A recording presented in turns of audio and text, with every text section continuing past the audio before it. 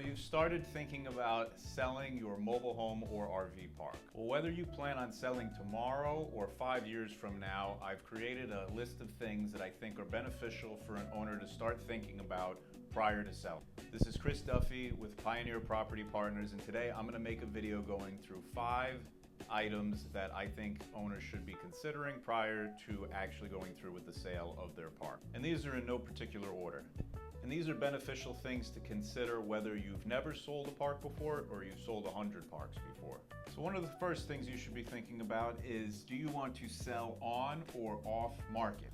So on market is pretty much exactly how it sounds. You recruit a broker and they go through a traditional listing, sometimes referred to as an exclusive, and you are essentially granting that broker the exclusive right to sell your park. If they know what they're doing, they're likely going to put it up on all of the big platforms. There's really not an MLS specifically for commercial real estate like there is in residential. So when brokers go on market, they typically list on the big platforms like Crexi, LoopNet, and there's a couple others. If you go off market, you can still recruit a broker to sell your park for you, but oftentimes that is non-exclusive. If you're going off market, usually you can recruit a broker as well. However, they will probably not put that property on any of the major listing platforms like Crexi, LoopNet. They will sell it more hush-hush, maybe direct to their specific buyers list. Additionally, unless it's agreed upon, a off-market play with a broker does not always entail an exclusive agreement with them. Now, there are pros and cons to doing both of these. The obvious pro of going on market is you get the most exposure, and usually it's the quicker sale depending on how the property is priced. If you are trying to keep the sale of your property more discreet, off market may be a better play for you. However, you should note that off market, again, depending on price and the type of property, it can take considerably more effort and therefore marketing time. Something else to consider with parks is your average mobile home park buyer is going to be valuing your park based on the income it produces. Now, there are buyers out there who are developers that maybe are looking at mobile home parks to change the use on them someday. However, your average mobile home park buyer, your average mobile home park operator, somebody who's going to purchase the park from you and continue to use it as a park, is going to evaluate that park based on the net income it's producing. Mobile home and RV parks that sell based on the land value typically are located in very strategic locations. For example, maybe right downtown in a major urban center, or in an area where there's just tons of development going on right next door to you. Something else to consider is good record keeping is your friend.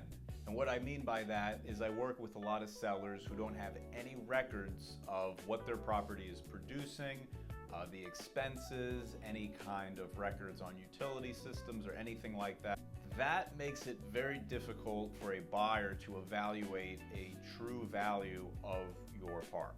And it makes it even harder if that buyer wants to go to the bank, because the bank is going to need records in order to loan on the property. Now, your records don't need to be immaculate. They don't need to be perfect like a Fortune 500 company. You just need to have some very basic, straightforward documents, which I'm actually going to create another video about, which I can link in the description, that a buyer is going to request. And these are primarily going to revolve around the income, expenses, and operations of the property. To give you a few examples, things like a rent roll, a profit and loss statement, utility bills. If you have private utilities, a buyer is going to want to see records of maintenance. If you have an operator that you use for your wastewater treatment plant, for example, a buyer is going to want to see those. A fourth thing to consider is the timeline of selling your property. So I touched on this a little bit with on or off market, but the marketing period for a park, or any commercial real estate for that matter, is typically a little bit longer than in residential. There's a few reasons for this. One being that the buyer pool for commercial real estate tends to be a little bit more narrow and specific than for residential real estate. And another is the contract period tends to be a little bit longer as well. Meaning that when a buyer submits their offer, from the time they submit to the time you actually formally go under contract, you sign that purchase and sale agreement, it tends to be a little bit longer, primarily because a buyer oftentimes, not every time, is going to use a custom contract. because commercial real estate is so diversified, unlike residential, that they probably already have a custom contract that they've drafted up that they would send to you, and a lot of times attorneys will redline and pass contracts back and forth, which isn't very common in residential real estate, because most of the time you're just using one templated agreement that pretty much everybody in your state is using. Touching on inspection periods, again, in residential real estate, you might have 3, 5, 7 days to inspect a single family home. Well, with a park, typically the inspection period runs anywhere from 30 to 60 days. Now that can be shorter or longer depending on the property. If you have several park-owned homes, for example, and you're on a private utility system, the buyer, for the most part, is probably going to want a slightly longer due diligence or inspection period for them to have sufficient time to look through all of those things. Typically, once your inspection period has finished, on average, I have seen usually closing takes place anywhere from 2 weeks to 30 days, sometimes 45 after that. Again, this can all vary depending on the type of park, the size of the park, and the infrastructure of the park. But I would have to say, on average, I see a 45-day, calendar day, due diligence period, followed by a 30-day closing period. So soup to nuts, usually between 2 to 3 months to get the transaction done, on average. And the final thing I think you should consider is your taxes. I'm by no means a tax expert, but I do like to see owners keep as much of their proceeds as possible.